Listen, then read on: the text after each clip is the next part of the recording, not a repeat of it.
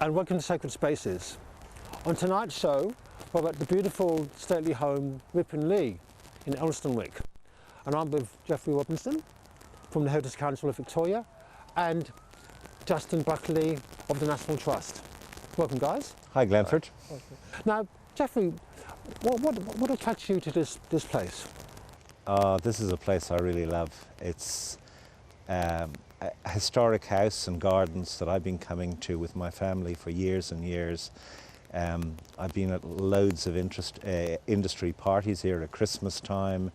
I've been here on hot days when we've wandered around the gardens. It's just a really, really special place for me. Fantastic. And how about you, Justin? Well, my background's in the garden here, so I'm particularly fond of the garden, and it really is unique. It's amazing that it survived to the extent it has for 150 years, and to have a space like this just a few kilometres from the city of Melbourne is a really fantastic thing. And you've worked here for 23 years, I believe. That's right, yes. So you've obviously had an attraction to this place. Yeah, it's an amazing place to be able to call your office. It really is. Okay. Well, look, let's go inside and explore. Sounds good.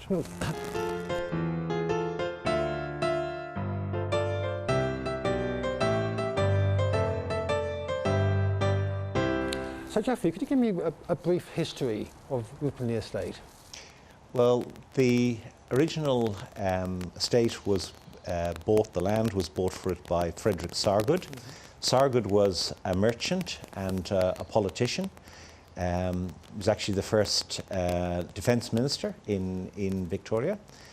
He made his fortune from selling soft goods to the gold rush, and as he made his fortune, he commissioned an architect, Joseph Reed, to build this house. It was originally 15 rooms, and then as he got more money, and built his fortune, he added to the house in the 1880s and 1890s. And I believe there is now something like 30 rooms in total. That's right.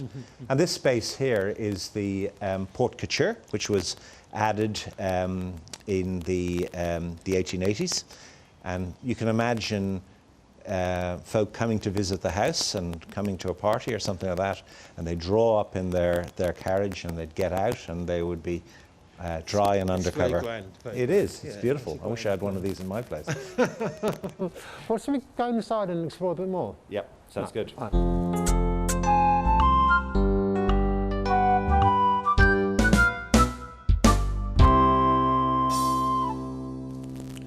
So we're now in the main hallway of Rippon Lea Estate, Geoffrey. Yes, it's beautiful. Yeah. There's some rather interesting wallpaper over here. Tell me about it. Yeah, this was, when the house was originally built, this was the style of wallpaper. It's Japanese wallpaper, Kanakami. It was, this was all over the house, through all of the main rooms here and upstairs in all of the hallways. And in the 1930s, it was painted over, and you can see in the rest of the space it's not quite as opulent. So the National Trust have ran a project to go and recreate the wallpaper with some of the folk in Japan who make this wallpaper. And I think it looks spectacular. And can you imagine coming into this house and seeing all of this gold? I mean, covered in gold. Yeah, it says, I'm a wealthy person, I'm doing well, and the wow factor would have been incredible. Absolutely, yeah. Yes, yeah, very impressive, very impressive. So we'll now go into this room on our left. This is we're heading into the drawing room. And this was, I believe, Sargood's study at one point. Originally, when the house was built in 1868, it was his study. And then, as, again, he had more money, the house was expanded, and this was extended out to the north, and it was converted into a formal drawing room. And it's a beautiful drawing room. I mean, high ceilings. It would have looked a little bit different when it was originally built. This is when it was redecorated in the style of in the 1930s. So, and I think it's a spectacular space. And one of the things I love of it is the fact that it's the connection to the conservatory. Yes, Sargood absolutely loved his plants and orchids, and created the conservatory to go and keep those plants in. Let's go there. Sure. Yeah.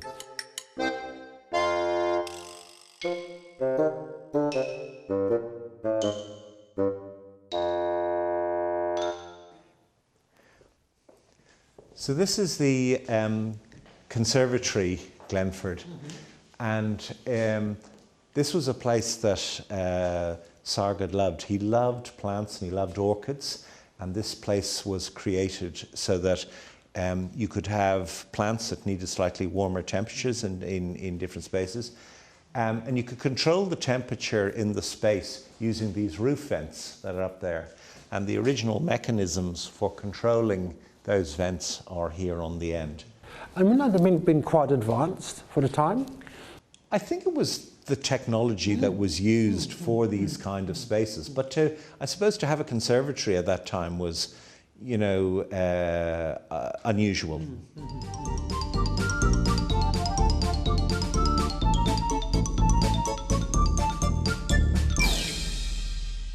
Glenford, this is the gentleman's cloakroom. And I think you'd see this was built in as part of the 1880s extension. I think it looks spectacular with the floor-to-ceiling tiles going right up to the roof. This was a place that gentlemen would come and obviously do their business, but also do some business in terms of deals. So yes, and you can see the way the doors were designed with a double door there to give a bit of acoustic privacy. So, you know, the parties might be going on outside, and you could come in and discuss some land deal that you were doing or something like that in relative acoustic privacy. See, so all the deals will be done in the men's toilets. Absolutely. And I mean, what's beautiful about here is that the plumbing is all original in here as well. And I mean, this would have been, you know, at a time when it was unusual to have toilets in houses, this would have been really, really opulent. So we're talking about the 1880s, yes. I say this would have been quite amazing for as a toilet, as a dunny, as they called it in those days. Absolutely, yeah. And look, I mean, there are other examples that you would see in some of the sort of public bars in Melbourne as well, with the beautiful tile work and things like that. I mean, it's for interesting that in outside Young and Jackson's pub, there's tiling on the outside, and you have to say to yourself, why was the tiling on the outside? I don't know. Well, I'll leave that to you to work out.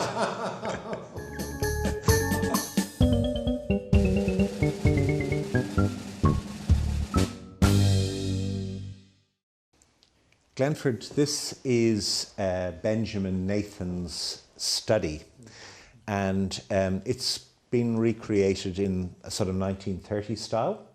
Nathan was the owner of a lot of the Maples furniture and record stores. So you can imagine him sitting here in the 1930s on a Saturday afternoon, ringing up when the shops had closed, ringing up to find out how the sales figures had gone. Yes, yeah. And it's been beautifully recreated in that particular style. I love this wallpaper. Wallpaper, yes, yeah. For instance.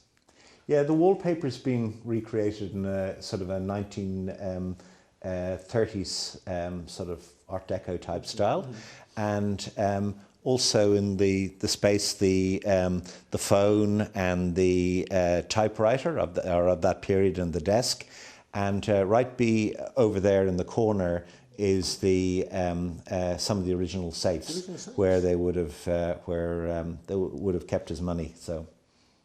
Okay, is there any money in there now? Yeah? Don't know. Just in case? Maybe.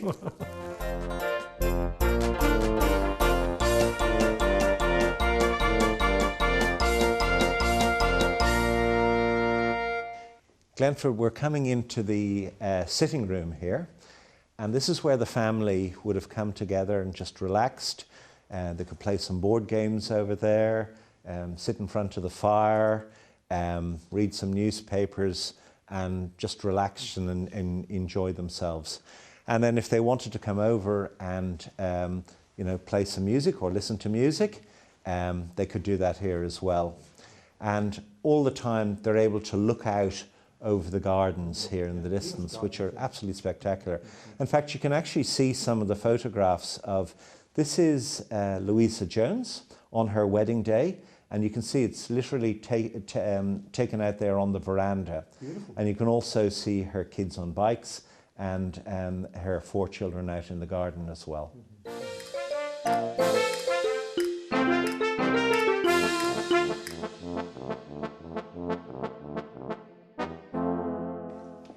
Glenford, I'd like to show you the dining room now. Oh, it's spectacular.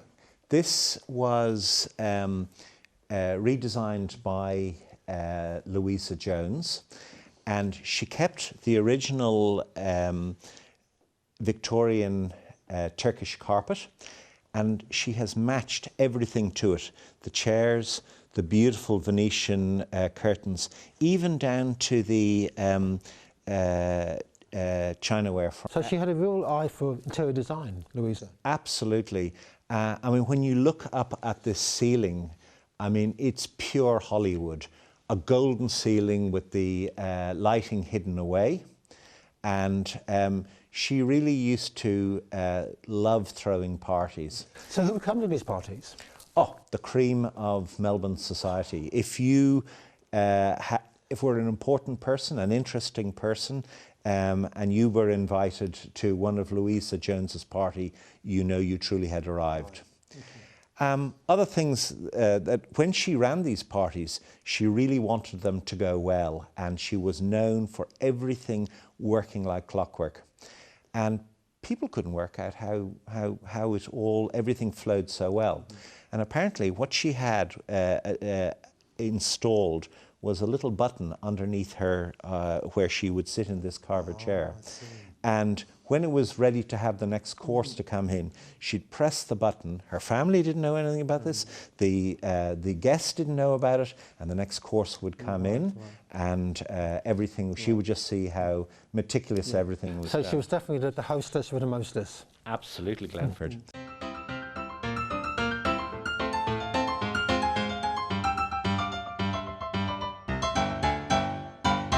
So, designer, welcome to the show. Hi, thanks for having me. That's right. I understand that you're a tour guide at Rippon Lea. Yeah, I'm a tour guide here, and I also help with the conservation cleaning. Okay. And how long have you been a tour guide?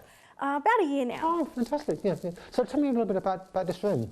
The room we're in at the moment has actually been many things over the years. It's been a library and a breakfast room. And in Louisa's later life, it was also a room she spent a lot of her time in when she found it hard to get up the stairs. And it seems to be trying to recreate a certain period of time. That's right. It's actually a different period of time to a lot of the other spaces. It's the 1950s, and we can actually see one of the interesting style choices from around that time, which is the orange shag pile carpet. Is this the original orange shag pile? That's right. Original carpet? Yes, yeah. Wow, that's amazing. It is. And some of the other things around this room is we have a slide projector, which on the tours people really love to engage with because they're slides of the family, so family portraits, and they show images from out in the garden and the boat that they had, and yeah, it really adds the personal element. And at some stage as well, this room used to be used for the guides to have their breaks in as well. You know it quite well. Yes, yeah. Lovely. All right, thank you.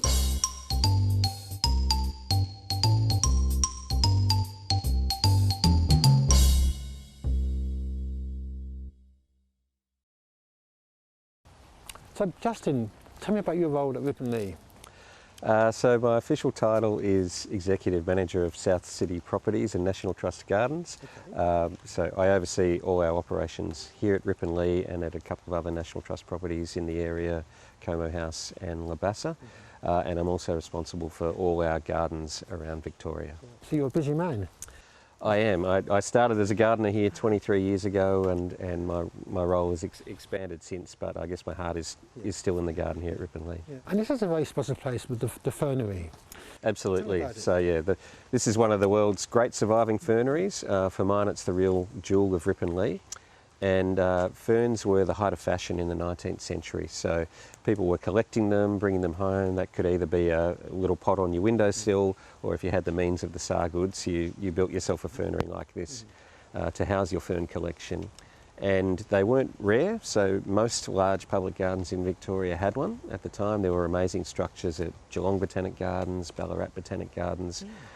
But as time passed and tastes changed, depressions, wars, they were all lost. And so Rippon Lea's fernery is a real survivor, and largely because the frame for this is built out of iron. Most other ones were traditionally built out entirely of timber and were just let go as that deteriorated. But here at Rippon Lea, we're still lucky enough to have this one, and you'll go a long way anywhere in the world to find another one of this size. Yeah. So, Justin, as you know, the show is called Sacred Spaces. I always ask my guests to nominate their favourite space. And I just wondered if this might be your favourite space. It certainly is, Glenford. As I said, the fernery is a really, really special place. It's just amazing the lengths they went to literally recreate a natural fern gully in their backyard. They've excavated metres down into the ground here. There's all this amazing Victorian rockwork, a stream, a waterfall. And it really, especially on a hot summer's day, this really is a special place to be, and especially for a gardener if you're looking for somewhere to work on a day like that.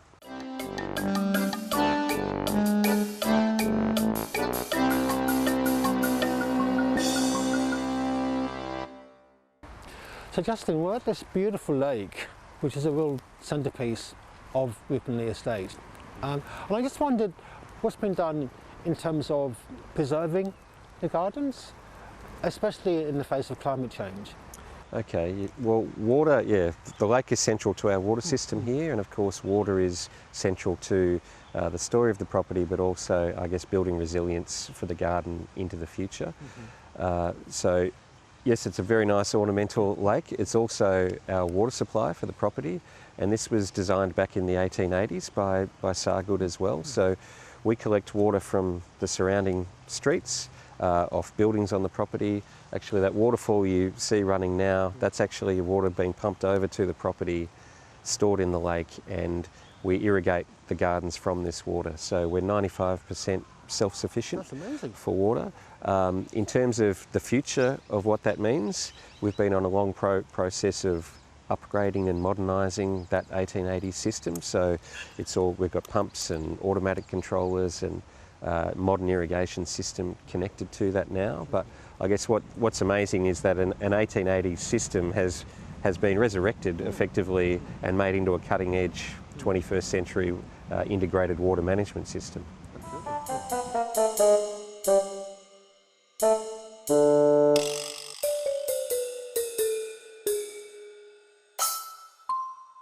So Justin, tell me about some of the main challenges you face with climate change. Yeah, I guess climate change will be our biggest challenge going forward here, especially from a garden perspective. I guess the shortest answer is maintaining as much diversity in the gardens as possible, as wide a range of species as we can to help mitigate that. We will have to make some choices about some of those species. Some of them are not going to be suitable to continue to grow as the climate changes. But I guess, again, what's special about Rippon Lea is because we have that water supply and we have more water security here than a lot of other places, we'll be able to be a refuge for some species that, for example, we wouldn't continue to grow in other National Trust gardens. We should be able to keep some of them growing here. Yeah.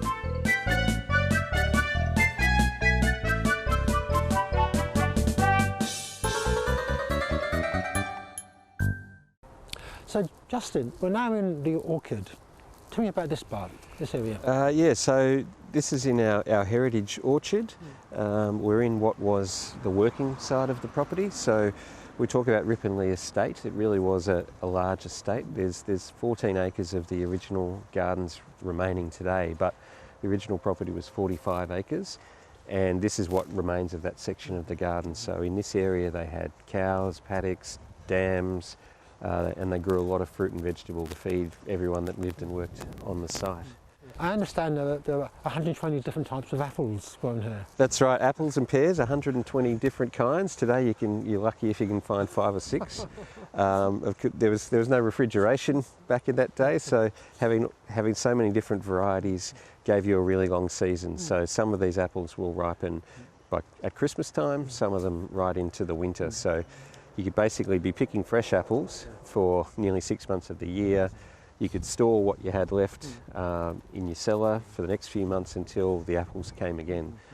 So yeah, it's really quite a special collection of fruit, some of it very rare in here today.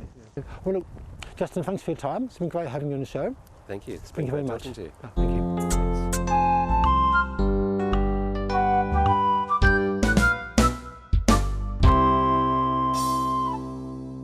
So, Jeffrey, here we are, the pièce de la résistance. Oh, this is one of my favourite spaces, Glenford. This is the ballroom, and it's part of the renovation work that Louisa Jones did after her father died in 1935.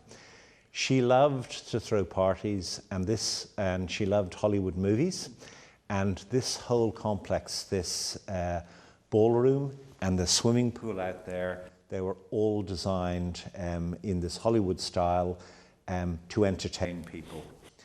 And this would have been an amazing place to be. I've sort of experienced it myself. I've been to a few parties here over the years at different, around Christmas time, and you can imagine what it would have been like with well, in the 30s, all these young rich, things, enjoying themselves. Absolutely, and the swimming pool with people jumping in, enjoying themselves, and dancing, and the decoration is just beautiful in this place here, and it's an important part of the history of Rippon Lea.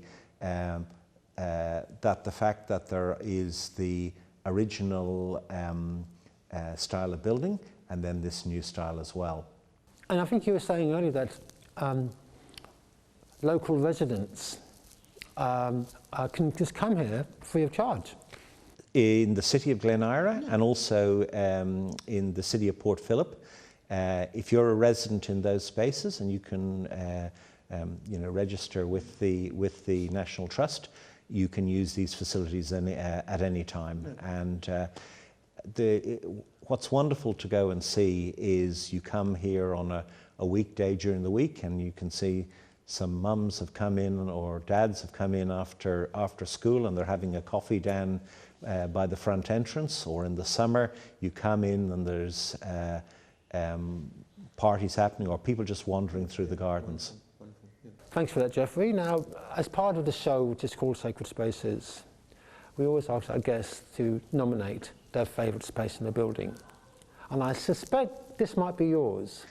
Very much so. I've had the luck of being invited to Christmas parties in here since I arrived in Melbourne in 1997. So I've been to a lot of great Christmas parties where the construction industry comes together and people in property, and myself and my wife have enjoyed many times here, and so it brings very happy memories to me, and I can imagine what it would have been like to have been in some of Louisa Jones's parties in the 1930s and 40s from my experience being here. So this is very much my sacred space. Jeffrey, thank you very much. Thank you, Glenford. You've been watching Sacred Spaces. My name's Glenford Noble. I look forward to seeing you next time.